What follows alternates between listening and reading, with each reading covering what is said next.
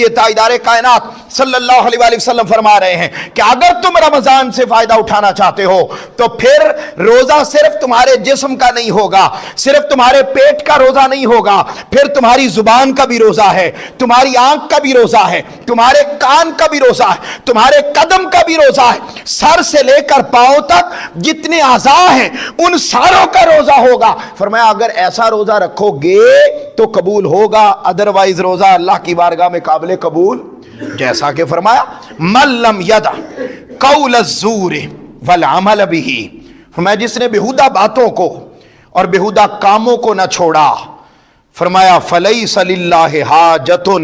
فی ان یدع طعامہ وشرابہ، اللہ کو اس کے کھانا پینا چھوڑ دینے کی کوئی حاجت،